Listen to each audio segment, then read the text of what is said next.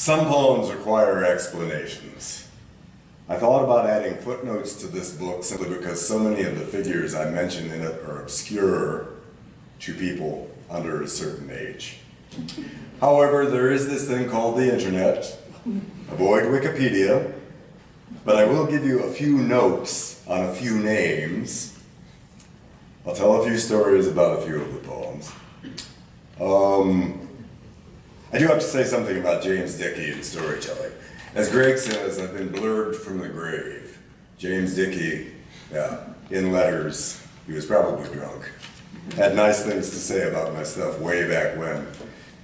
And James Dickey was a storyteller too. He's the guy who wrote Deliverance, and he wrote an occasional poem for the inauguration of Jimmy Carter, who was once president and now works for Habitat for Humanity. Anyway, this was broadcast. James Lipton, who later became the interviewer for Inside the Actors Studio, he was the producer for this show. Now, Dickey simply couldn't read a poem, he had to explain it. And so during the rehearsal, and mind you, there are 40 acts, plus James Dickey. This is an inauguration, after all. James Dickey, during the rehearsal, spends 20 minutes explaining his poem, which runs for 3 pages. It's a poem called The Strength of Fields, and it's a marvelous poem. But James Lipton was given the unfortunate task of talking to him about this. We can't have this happen during the broadcast. However, there were editing techniques already in play just in case. And Dickey was a big man, you know, kind of fearsome in demeanor. And so Lipton approached him very cautiously, and it occurred to him to say, you know, Mr. Dickey, your poem is so marvelous and so strong on its own, it really doesn't require any explanation. And on the spot, Dickey said, you know, you may be right. You may be right. So, the evening of the inauguration ceremony, Dickey explains the poem for 25 minutes, and then reads the poem, but happily, the explanation was edited out. Anyway, there's a story for it. All right. Some of the people you need to know something about in this poem. I'll just give you their names. Dolores Del Rio was an Hispanic actress. Angelo Rosito was an Italian actor. Warner Oland was a Swedish actor. Anna May Wong was a Chinese actress. I'll tell you more about Anna May Wong at the end of the poem. Okay. This, the unmuffled prayer, the mufflered doe's soft neck, the first breath in the new world. May madness not inherit these, as in the dark library where idiots talk idiocy with no regard for living art.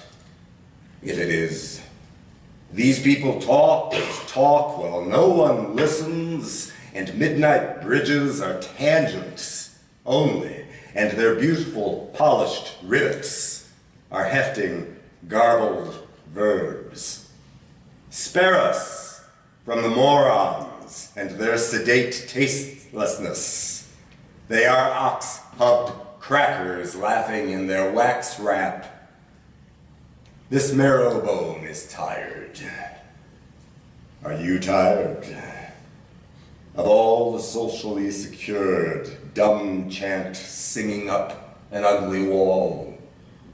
This recalls grandmother in the hospital, and the laughter past the curved corner, where sat another masked fool, flamed by nonsense. If this perdures, it is because the eyes hood when they can, enclosing the fouled soul laugh, the practical consideration of salvation and its many missed appointments. The title cards held by us, and the banners, exemplum, St. Joseph and the Art of Child-Rearing, are quite the dime store makeup of old films. Dolores Del Rio is our panic. Angelo Rosito, Slomaha's own, ditto. Warner Oland's Swedish, yet Chinese. If we use any of this at all, it is to understand the change, no matter how the compost reads in plain sun and gone to ground oak.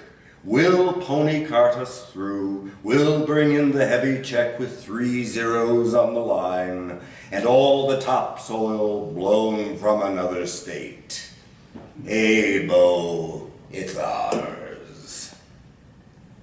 Perhaps the actors all appropriated, as we grimoire artists do, even in naming ourselves such, when others truly work the chords from keying, and thistle from the down.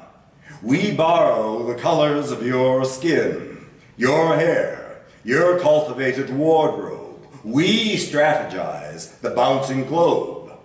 Acting's the trounce of heart on ace and gaming table overturned because today we do not want to be indigenous. We'll settle down for nothing. We'll not give up a single black hill. Because, in whiteface, we want them for their inner stuff, indivisibly their own.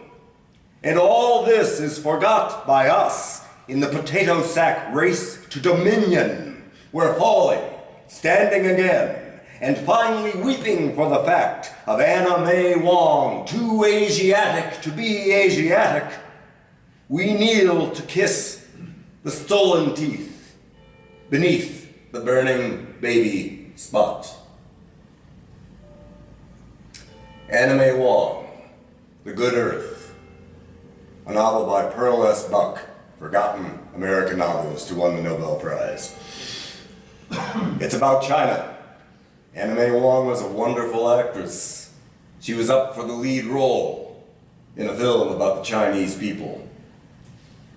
She was deemed to be too Asiatic to play an Asiatic.